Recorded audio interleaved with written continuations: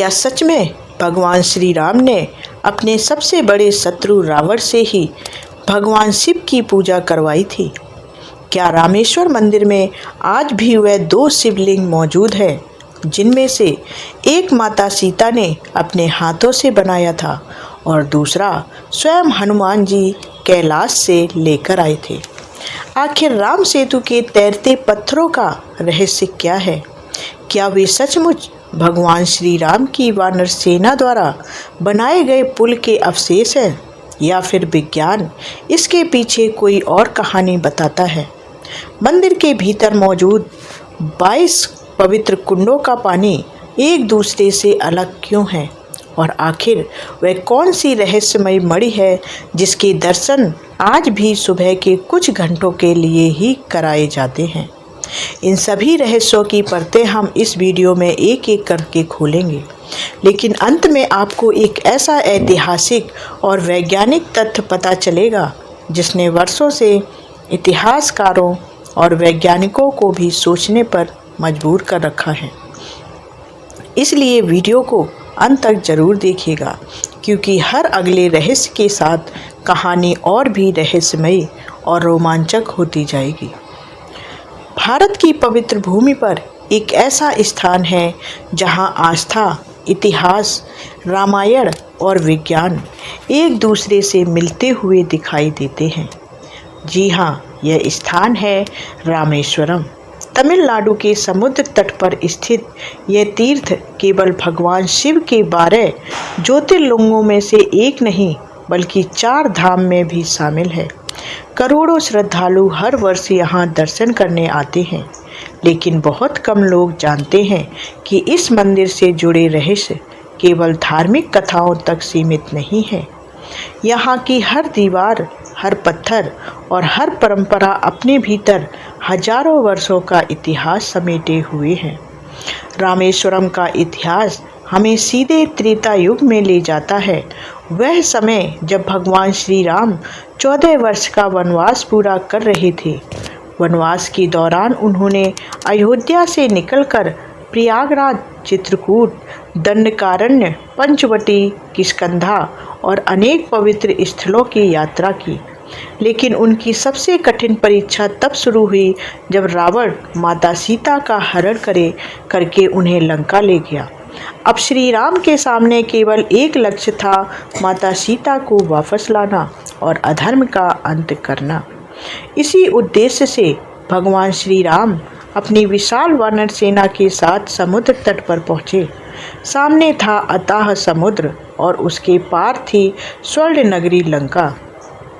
लेकिन युद्ध शुरू करने से पहले श्री राम ने एक ऐसा निर्णय लिया जिसने आने वाली पीढ़ियों को भी आश्चर्य में डाल दिया। उन्होंने कहा, किसी भी महान कार्य से पहले भगवान शिव का आशीर्वाद लेना आवश्यक है, इसलिए सबसे पहले शिव की आराधना करनी होगी। यहीं से शुरू होता है रामेश्वरम के सबसे बड़े रहस्य का पहला अध्याय। भगवान श्री राम ने हनुमान जी को आदेश दिया कि वे कैलाश पर्वत पर जाएं और स्वयं भगवान शिव से एक दिव्य शिवलिंग लेकर आए। हनुमान जी तुरंत वायु वेग से कैलाश की ओर निकल पड़े। इधर समुद्र तट पर पूजा की सारी तैयारियां शुरू हो चुकी थी। यज्ञ मंडप सज चुका था, वेद मंत्रों की गूंज सुनाई देने लगी थी। लेकिन तभी एक नई समस्या सामने आई। इतने बड़े वैदिक अनुष्ठान को संपन्न कराने के लिए एक योग्य आचार्य की आवश्यकता थी। वानर सेना में कोई ऐसा विद्वान नहीं था जो वेदों के अनुसार यह अनुष्ठान करा सके।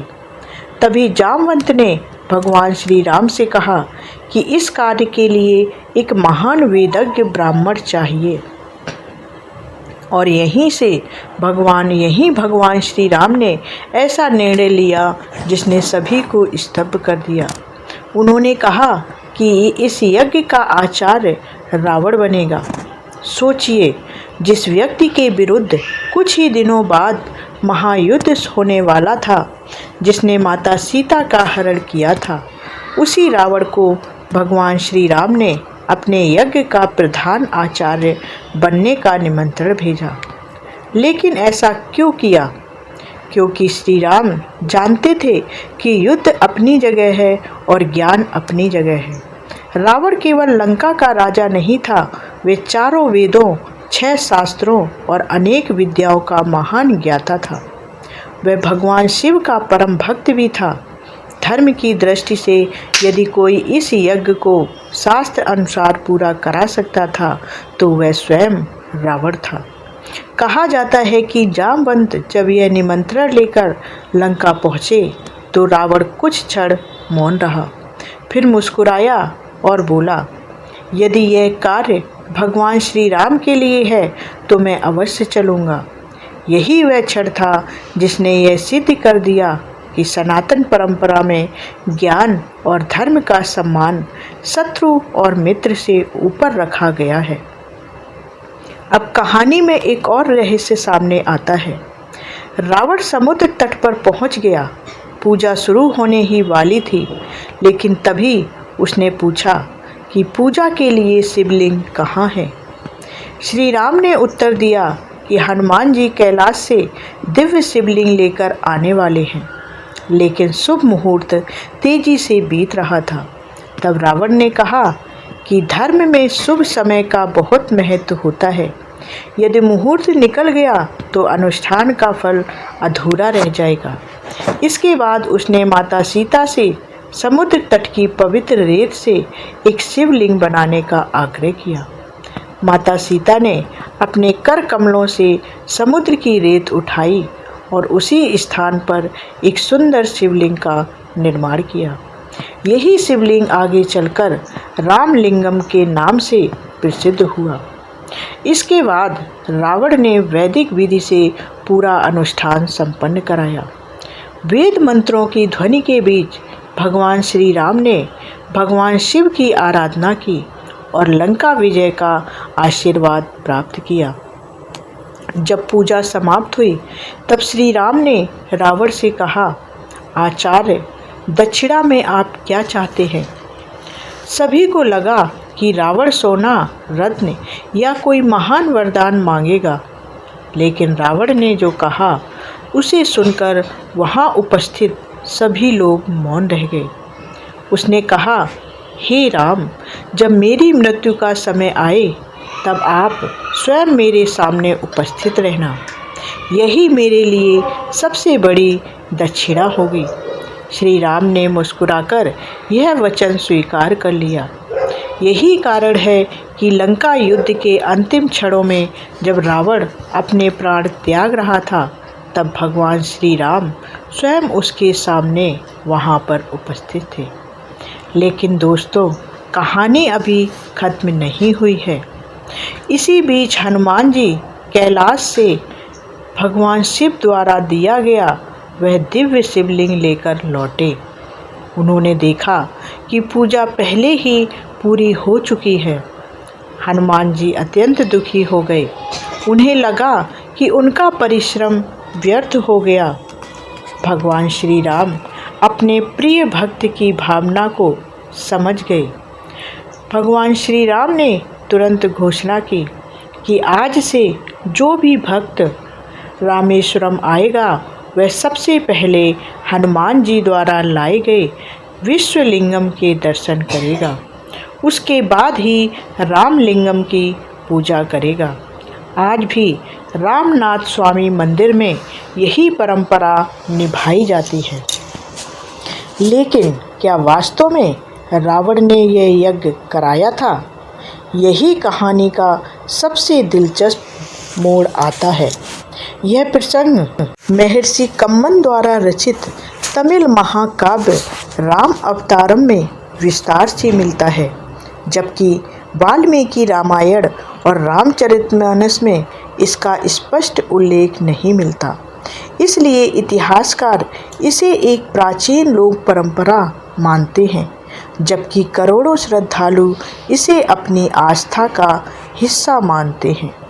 लेकिन भगवान शिव की पूजा पूरी होने के बाद भी श्री राम की सबसे बड़ी परीक्षा अभी बाकी थी। उनके सामने फैला था हजारों लहरों वाला अथाह समुद्र। जिसे पार किए बिना लंका पहुंचना असंभव था। और यहीं से शुरू होती है राम सेतु, तैरते पत्थरों और उस रहस्य की कहानी जिसने आधुनिक विज्ञान को भी दशकों से उलझा कर रखा है। भगवान शिव की आराधना पूरी हो चुकी थी। भगवान श्री राम को विजय का आशीर्वाद भी मिल चुका था, लेकिन अब उनके सामने सबसे बड़ी चुनौती थी समुद्र पार करके लंका पहुंचना। जहां तक नज़र जाती थी उस समय न कोई जहाज था। जहां तक नज़र जाती थी वहां केवल अथाह जल राशि दिखाई देती थी। उस समय न कोई जहाज था, न कोई पुल और न ही कोई ऐसा मार्ग जिससे लाखों वानरों की सेना समुद्र पार कर सके। पूरी सेना असमंजस में थी। तभी भगवान श्री राम ने समुद्र देवता से प्रार्थना करने का निर्णय लिया। लगातार 3 दिनों तक श्री राम समुद्र तट पर बैठे रहे। उन्होंने विनम्रता से समुद्र देवता से मार्ग देने की प्रार्थना की, लेकिन समुद्र शांत रहा। न कोई उत्तर मिला और न ही कोई संकेत। जब 3 दिन बीत गए तो भगवान श्री राम ने अपना धनुष उठाया। उन्होंने अग्निबाण चढ़ाया और संकल्प लिया कि यदि समुद्र मार्ग नहीं देगा तो वे उसे सुखा देंगे। जैसे ही प्रभु ने धनुष की प्रतिज्ञा खींची, चारों दिशाओं में कंपन होने लगा। समुद्र की लहरें उग्र हो उठी। देवता भी चिंतित हो गए। तभी अचानक समुद्र देवता प्रकट हुए। उन्होंने हाथ जोड़कर कहा, प्रभु, मैं अपनी प्रकृति नहीं बदल सकता, लेकिन मैं आपको एक ऐसा उपाय बताता हूँ जिससे आपकी पूरी सेना सुरक्षित लंका पहुँच जाएगी। यही पहली बार सामने आए 2 ऐसे नाम जिनका उल्लेख अक्सर कम किया जाता है, नल और नील। समुद्र देवता ने बताया कि नल और नील साधारण वानर नहीं है, वे दिव्य शिल्पी विश्वकर्मा के वंश से जुड़े माने जाते हैं। उनके पास ऐसी निर्माण कला है जो असंभव को भी संभव बना सकती है। लेकिन इसके बाद सामने आती है एक और रहस्यमयी कथा। कहा जाता है कि बचपन में नल और नील ऋषियों की पूजा सामग्री उठाकर नदी में फेंक दिया करते थे। ऋषियों ने उन्हें दंड देने के बजाय ऐसा वरदान दिया कि भविष्य में वे जिस वस्तु को जल में डालेंगे वह डूबेगी नहीं। यही वरदान आगे चलकर राम सेतु निर्माण का आधार बना। हालांकि यह कथा सभी प्राचीन ग्रंथों में समान रूप से नहीं मिलती, लेकिन लोक परंपराओं में यह अत्यंत प्रसिद्ध है। भगवान श्री राम ने तुरंत नल और नील को सेतु निर्माण का दायित्व सौंप दिया। आदेश मिलते ही लाखों वानर विशाल बड़े पत्थर, पर्वतों के टुकड़े और वृक्ष काट काट कर समुद्र तट पर लाने लगे। कहा जाता है कि जब भी किसी पत्थर पर राम नाम लिखा जाता, वह समुद्र में डूबने की बजाय तैरने लगता। देखते ही देखते समुद्र के ऊपर पत्थरों की एक लंबी श्रृंखला बनने लगी। 5 दिनों तक दिन रात बिना रुके कार्य चलता रहा।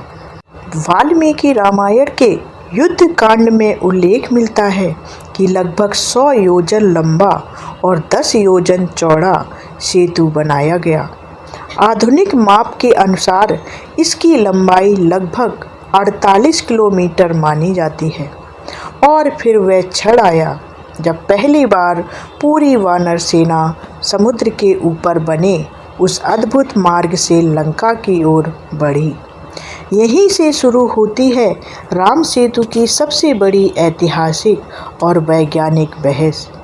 क्या यह केवल धार्मिक कथा है या वास्तव में समुद्र के भीतर ऐसा कोई पुल मौजूद है? सदियों तक यह प्रश्न केवल आस्था तक सीमित रहा, लेकिन वर्ष 2002 में पूरी दुनिया की नज़र अचानक इस रहस्य पर टिक गई। जब अमेरिकी अंतरिक्ष एजेंसी नासा द्वारा उपग्रह चित्र जारी किए गए तो भारत और श्रीलंका के बीच समुद्र में पत्थरों की एक लंबी श्रृंखला स्पष्ट दिखाई दी। इन तस्वीरों ने पूरी दुनिया में सनसनी फैला दी। कई लोगों ने कहा, देखिए, यही रामायण में वर्णित राम सेतु है। लेकिन इसके कुछ समय बाद नासा ने एक महत्वपूर्ण स्पष्टीकरण दिया।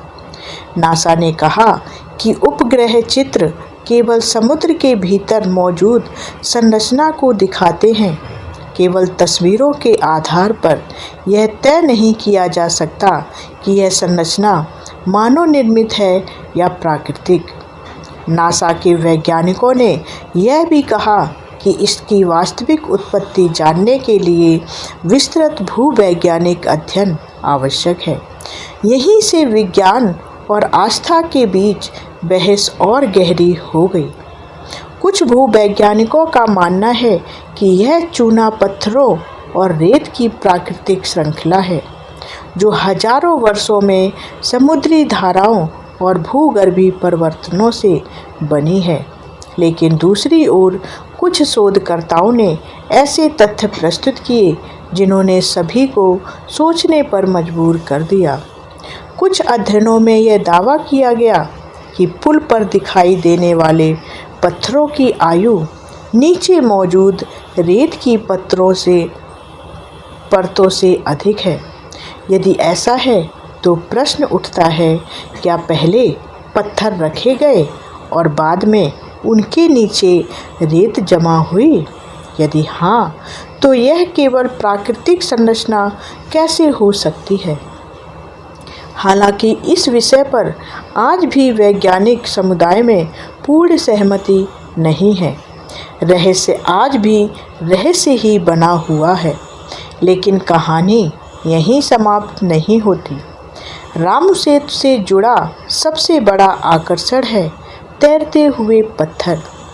आज भी रामेश्वरम के आसपास कुछ मंदिरों और धार्मिक स्थलों पर ऐसे पत्थर दिखाए जाते हैं जो पानी में तैरते दिखाई देते हैं। इन्हें देखकर हर श्रद्धालु के मन में एक ही प्रश्न उठता है, क्या यही वे पत्थर हैं जिनसे भगवान श्री राम ने सेतु बनवाया था? वैज्ञानिकों ने इन पत्थरों का अध्ययन किया। उनका कहना है कि इनमें से कई पत्थर प्यूमिस नामक ज्वालामुखी या चट्टान जैसे दिखाई देते हैं। प्यूमिस तब बनती है जब अत्यधिक गर्म लावा अचानक ठंडा हो जाता है। उसके भीतर असंख्य छोटे छोटे छिद्र बन जाते हैं जिनमें हवा भरी रहती है। इसी कारण उसका घनत्व कम हो जाता है और वह कुछ समय तक पानी में तैर सकती है। लेकिन यही विज्ञान भी एक सवाल में उलझ जाता है कि रामेश्वरम के आसपास किसी बड़े ज्वालामुखी के स्पष्ट प्रमाण नहीं मिले हैं आज तक। फिर ऐसे पत्थर वहां पहुंचे कैसे? और यदि ये वास्तव में प्यूमिस हैं तो इतने लंबे समय तक सुरक्षित कैसे रहे? आज तक इसका निश्चित उत्तर किसी के पास नहीं मिला। इसी कारण तैरते हुए पत्थर आज भी वैज्ञानिकों के लिए शोध का विषय बने हुए हैं। अब कहानी में एक और बड़ा मोड़ आता है। वर्ष 2005 में भारत सरकार ने सेतु समुद्रम परियोजना शुरू करने की योजना बनाई। इस योजना का उद्देश्य था कि बड़े समुद्री जहाज़ों के लिए भारत और श्रीलंका के बीच एक सीधा समुद्री मार्ग बनाया जाए। लेकिन प्रस्तावित मार्ग राम सेतु के बीच से गुजर रहा था। जैसे ही यह बात सामने आई, पूरे देश में बहस छिड़ गई। धार्मिक संगठनों ने कहा, यह केवल पत्थरों की श्रृंखला नहीं बल्कि भगवान श्री राम की ऐतिहासिक धरोहर है। वहीं पर्यावरण विशेषज्ञों ने चेतावनी दी कि यदि यहाँ बड़े स्तर पर खुदाई हुई तो समुद्री जीव जंतु और पूरा पारिस्थितिकी तंत्र प्रभावित हो सकता है। वैज्ञानिकों ने भी कहा कि इस क्षेत्र की भूगर्भीय संरचना अत्यंत संवेदनशील है। इसके बाद मामला सर्वोच्च न्यायालय तक पहुंच गया। वर्ष 2007 में सरकार द्वारा दाखिल एक हलफनामे में कहा गया कि भगवान श्री राम द्वारा बनाए गए राम सेतु के समर्थन में पर्याप्त वैज्ञानिक प्रमाण उपलब्ध नहीं है। जैसे ही यह हलफनामा सार्वजनिक हुआ, देश भर में तीखी प्रतिक्रिया हुई। व्यापक विरोध के बाद सरकार ने वह हलफनामा वापस ले लिया, लेकिन इससे एक बात स्पष्ट हो गई, राम सेतु केवल आस्था का विषय नहीं, बल्कि इतिहास, विज्ञान, राजनीति और संस्कृति चारों का केंद्र बन चुका था। लेकिन दोस्तों, यकीन मानिए, रामेश्वरम के सबसे रहस्यमयी रहस्य अभी बाकी हैं। अब हम आपको ऐसी बातें बताने जा रहे हैं जिन्हें जानकर शायद आप भी पहली बार सोचने पर मजबूर हो जाएं। रामेश्वरम मंदिर में प्रवेश करने से पहले अधिकांश श्रद्धालु अग्नि तीर्थ में स्नान करते हैं। इसके बाद वे मंदिर के भीतर स्थित 22 पवित्र तीर्थ कुंडलों का जल अपने ऊपर ग्रहण करते हैं। पहली नज़र में यह केवल एक धार्मिक परंपरा लगती है, लेकिन जब इसके पीछे का रहस्य पता चलता है तो हर कोई हैरान रह जाता है। पौराणिक मान्यता के अनुसार रावण का वध करने के बाद भगवान श्री राम जब माता सीता के साथ वापस लौटे, तब ऋषियों ने उन्हें बताया कि रावण ब्राह्मण कुल में जन्मा था, इसलिए उसके वध के कारण उन पर ब्रह्म हत्या का दोष लगा है। इस दोष से मुक्ति पाने के लिए भगवान शिव की आराधना और विशेष स्नान करना आवश्यक था। कथा के अनुसार भगवान श्री राम ने अपने 22 बाणों से धरती को स्पर्श किया और वहां से जलधाराएं फूट पड़े। इन्हीं स्थानों पर 22 पवित्र तीर्थ कुंड बने हैं, इसलिए प्रत्येक कुंड को भगवान श्री राम के एक एक बाण का प्रतीक माना जाता है। लेकिन सबसे बड़ा रहस्य यहाँ से शुरू होता है। मंदिर समुद्र के बिल्कुल किनारे स्थित है, चारों ओर खारा समुद्री जल है, फिर भी इन 22 कुंडों का पानी मीठा क्यों है? इतना ही नहीं, स्थानीय परंपराओं और लाखों श्रद्धालुओं का दावा है कि हर कुंड के पानी का स्वाद अलग अलग महसूस होता है। किसी का पानी हल्का मीठा है, किसी का ठंडा है, किसी में अलग प्रकार की ताजगी है। आखिर ऐसा कैसे संभव है? वैज्ञानिकों ने भी इन कुंडों का अध्ययन किया। उनका मानना है कि अलग अलग भूमिगत जल स्रोतों और खनिजों की मात्रा के कारण इनके स्वाद और गुणों में अंतर हो सकता है। हालांकि इसका पूरा वैज्ञानिक रहस्य आज भी पूरी तरह स्पष्ट नहीं हो पाया है। यही कारण है कि श्रद्धालु इसे भगवान श्री राम का चमत्कार मानते हैं, जबकि वैज्ञानिक इसे प्रकृति का अद्भुत भूगर्भीय रहस्य बताते हैं। लेकिन दोस्तों, रामेश्वरम का अगला रहस्य इससे भी अधिक रोमांचक है। हर दिन सुबह लगभग 4 बजे से 6 बजे के बीच मंदिर में एक विशेष दर्शन होता है, जिसे मणि दर्शन या स्फटिक लिंग दर्शन कहा जाता है। हजारों श्रद्धालु केवल इस दर्शन के लिए रात भर इंतजार करते हैं। लेकिन ऐसा क्या है इस दर्शन में? मंदिर के भीतर एक अत्यंत पवित्र स्फटिक शिवलिंग की पूजा की जाती है। परंपरा के अनुसार यह शिवलिंग अत्यंत दुर्लभ क्रिस्टल से निर्मित है। कई मान्यताओं में इसे आदि शंकराचार्य से जोड़ा जाता है, जबकि कुछ लोक कथाओं में इसे दिव्य उत्पत्ति वाला माना गया है। श्रद्धालुओं का विश्वास है कि इसके दर्शन से मन की अशांति दूर होती है और सकारात्मक ऊर्जा प्राप्त होती है। ध्यान देने वाली बात यह है कि प्राचीन ग्रंथों में किसी रहस्यमयी छिपी मणि का स्पष्ट और सर्वमान्य उल्लेख नहीं मिलता। इसलिए इस विषय से जुड़ी कई बातें लोक कथाओं और स्थानीय मान्यताओं पर आधारित हैं। यही कारण है कि इसके बारे में अनेक रहस्य आज भी प्रचलित हैं।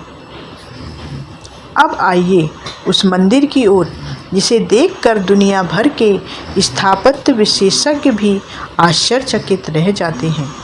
आज जो रामनाथ स्वामी मंदिर दिखाई देता है वह त्रेता युग का मूल निर्माण नहीं है। धार्मिक परंपरा रामायण काल से जुड़ी है, लेकिन वर्तमान विशाल मंदिर का निर्माण कई शताब्दियों में विभिन्न राजाओं के संरक्षण में हुआ है। सबसे रोचक बात यह है कि रामेश्वरम द्वीप पर इतने विशाल पत्थर उपलब्ध ही नहीं थे जिनसे इतना भव्य मंदिर बनाया जा सके, तो फिर लाखों टन पत्थर आए कहाँ से?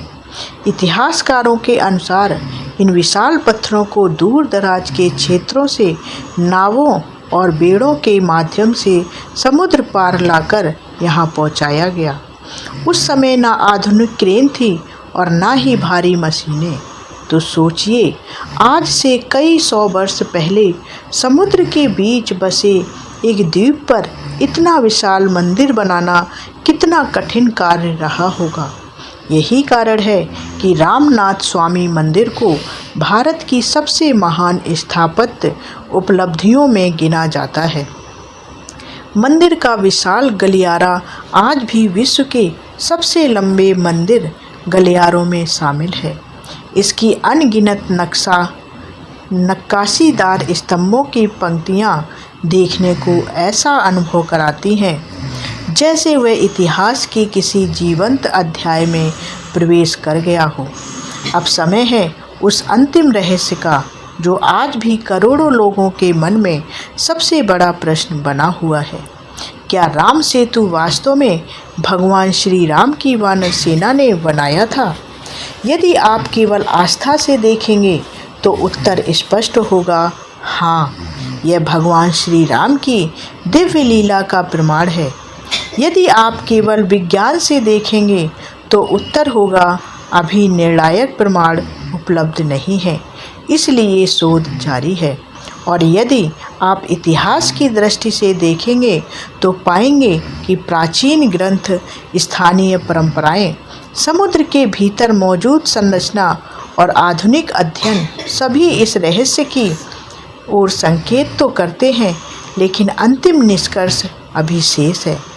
यही रामेश्वरम की सबसे बड़ी विशेषता है कि यह केवल एक मंदिर नहीं, यह वह स्थान है जहां आस्था और विज्ञान एक दूसरे से टकराते नहीं, बल्कि एक दूसरे को समझने का प्रयास करते हैं। हो सकता है आने वाले वर्षों में नए वैज्ञानिक शोध इस रहस्य पर और प्रकाश डालें।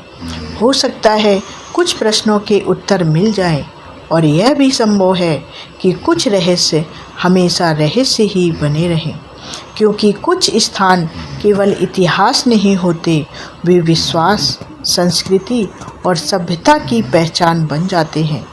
रामेश्वरम भी ऐसा ही एक दिव्य तीर्थ है जहां भगवान श्री राम की मर्यादा, भगवान शिव की महिमा, समुद्र का अनंत विस्तार और हजारों वर्षों की परंपराएं आज भी एक साथ जीवित हैं। अब आपकी बारी है। आपके अनुसार राम सेतु क्या है? क्या यह भगवान श्री राम की वानर सेना द्वारा निर्मित ऐतिहासिक सेतु है, या फिर प्रकृति की एक अद्भुत भूगर्भीय संरचना है? अपनी राय हमें कमेंट में अवश्य बताएं। अगर आपको यह शोधपूर्ण प्रस्तुति पसंद आई हो तो वीडियो को लाइक ज़रूर करें। अपने मित्रों और परिवार के साथ इस जानकारी को शेयर करें, और ऐसे ही सनातन धर्म, इतिहास, पुराणों और विज्ञान से जुड़े रहस्यमय और तथ्यपूर्ण वीडियो देखने के लिए हमारे चैनल को सब्सक्राइब ज़रूर कर लें। मिलते हैं ऐसे ही रहस्यमय अगले वीडियो में। तब तक के लिए जय श्री राम, हर हर महादेव। कमेंट में जय श्री राम ज़रूर लिखें। हर हर महादेव।